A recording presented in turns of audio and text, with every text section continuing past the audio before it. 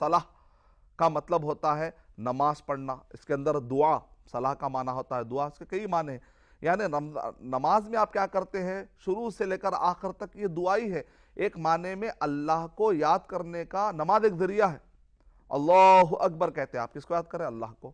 سمع اللہ لمن حمیدہ کس کو یاد کر رہے ہیں آپ؟ اللہ کو. رکوع میں جاتے ہیں آپ پڑھتے ہیں سبحان ربی العظیم کس کو یاد کر رہے ہیں؟ اللہ کو.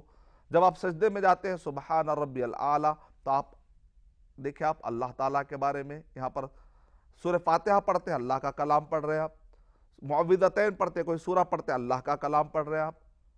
تو جو دعائیں ہوتی ہیں یہاں تک کہ السلام علیکم ورحمۃ اللہ وبرکاتہ، جب آپ سلام پھیرتے ہیں تب بھی اللہ کا ذکر کرتے ہیں. مطلب کیا ہے؟ اللہ تعالیٰ نے قرآن مجید میں ارشاد فرمایا سورہ طٰہٰ سورہ نمبر 20 کی آیت نمبر 14 میں اقیم الصلاۃ لذکری، میری یاد کے لیے. آدمی کیا ہوتا ہے دنیا میں جب کام میں رہتا ہے تو اللہ کو بھول جاتا ہے، اس کو اپنے بیوی بچے، اس کے اپنے ٹارگٹ، اس کے اپنے کمپنی کے مسائل، اس میں آدمی بھول جاتا ہے.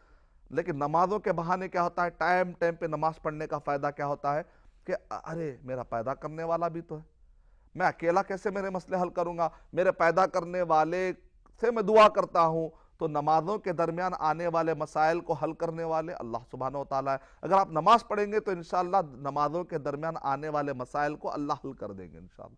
اس کے درمیان آپ کے اوپر رحمتیں، ہر دو نمازوں کے درمیان رحمتیں اور مغفرتوں کے فیصلے ہوتے ہیں. تو صلاح اللہ تعالیٰ نے قرآن مجید میں ارشاد فرمایا اقیم الصلاۃ وآتوا الزکاۃ، نماز قائم کرو.